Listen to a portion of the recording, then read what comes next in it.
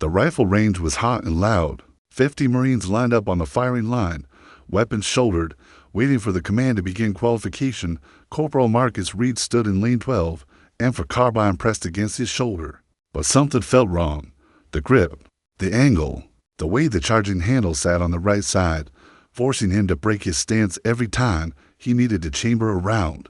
Because Marcus was left-handed, and every piece of military equipment from rifles to gear to vehicles was designed for right-handed operators. The range officer's voice boomed over the loudspeaker. "Shooters, you may commence fire." Marcus squeezed the trigger. The rifle kicked. The brass ejected directly across his line of sight. Hot casings bouncing off his cheek. He flinched, adjusted, fired again. To his right, the other Marines fired in smooth rhythm. No adjustments, no complications. Just point and shoot. Marcus struggled through the qualification, hit his targets, but slower, clumsier, fighting the weapon the entire time. When the scores posted, Marcus had qualified. Barely. Everyone else in his platoon had scored higher. Staff Sergeant Torres walked past, glanced at the scores, and shook his head. "Reed, you're backwards with that rifle. You need to adapt better." Backwards. That's what they called him. The left-handed Marine who couldn't quite get it right. The one who had to work twice as hard for half the result. But what Torres didn't know, what nobody knew yet, was that being backwards in a right-handed world would soon become Marcus's greatest tactical advantage. Before we begin, make sure to subscribe so you never miss these true tales of courage, and tell us in the comments, where are you watching from today? Corporal Marcus Reed had been left-handed his entire life, and for most of that life, he'd been told it was a problem.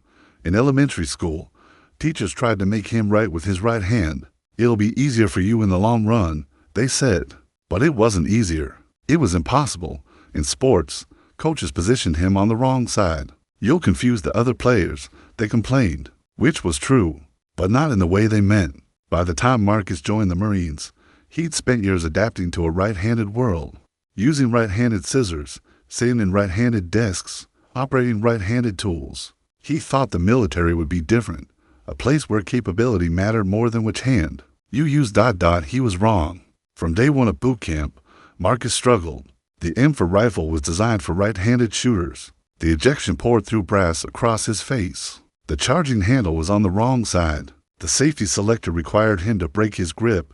Drill instructors noticed. "Reed, you're fighting that weapon. Make it work." He tried, adjusted his stance, tilted his head, compensated in a dozen small ways, but compensation made him slower, less accurate, more awkward. In hand-to-hand combat training, it was worse. Every technique was demonstrated right-handed. Lead with your left foot, strike with your right hand, block with your left. For Marcus, it was backwards. His body wanted to do the opposite.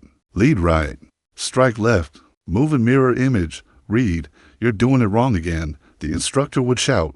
Left foot forward. Marcus would force himself to comply, but fighting his own instincts made him slow, predictable, easy to counter. His platoon mates started calling him backwards Reed, not cruelly, just casually. The way you give someone a nickname that sticks. Marcus laughed it off, but inside, it wore on him. After graduating from infantry training, Marcus was assigned to 2nd Battalion, 5th Marines. A solid unit, good Marines, but the same challenges followed him. On the range, he qualified, barely. In combatives training, he passed, barely. In every physical evaluation, he was competent, but never exceptional.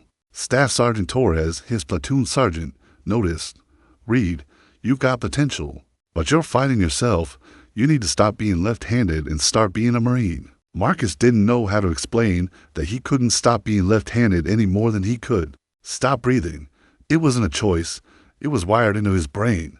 So he just nodded, "Yes, Staff Sergeant," and kept struggling. 6 months into his first deployment, the battalion announced the annual close combat tournament, a single elimination hand-to-hand competition.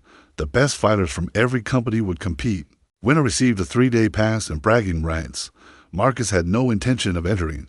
He knew his limitations, knew he wasn't a top-tier fighter, but Torres had other ideas.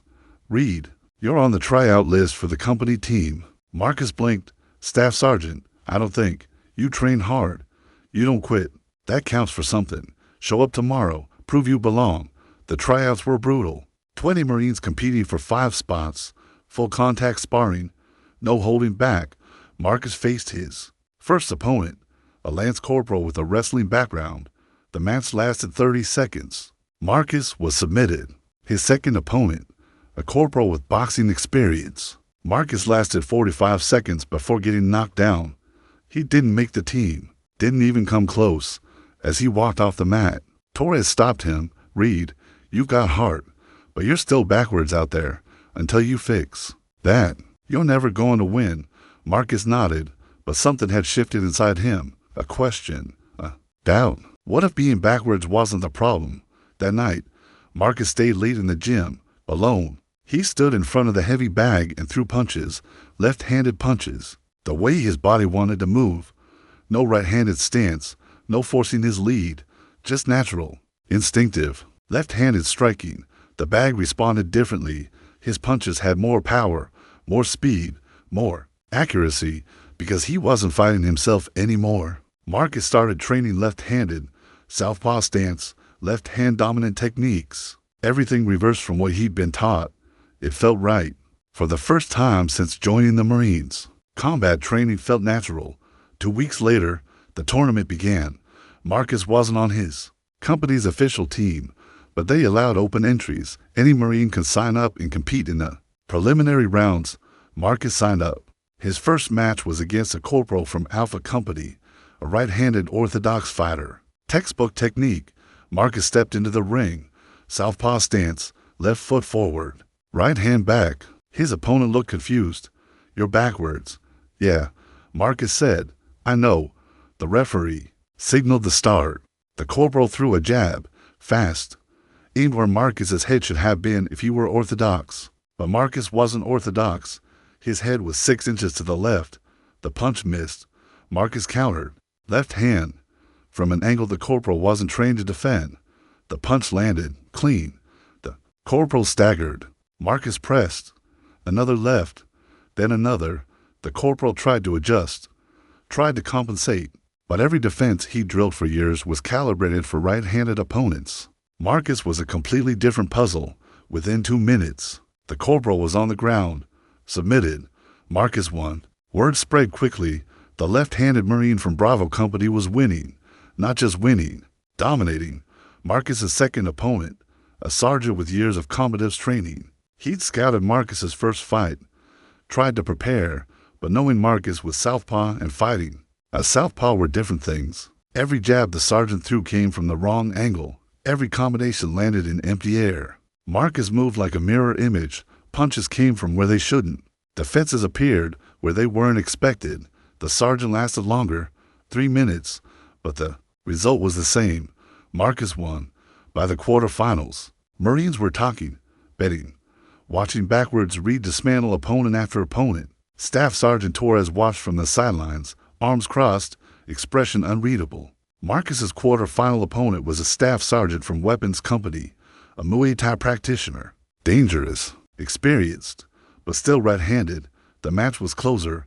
The staff sergeant adapted faster, started reading Marcus's rhythm, landed solid shots. But Marcus had something the staff sergeant didn't.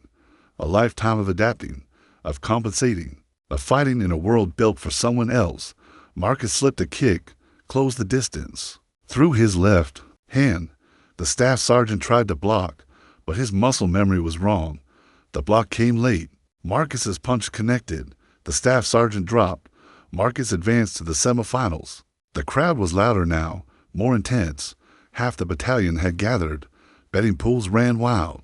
Nobody had expected a left-handed underdog to make it this far. Torres finally approached Marcus between rounds. Reed, I was wrong. Marcus looked up, surprised.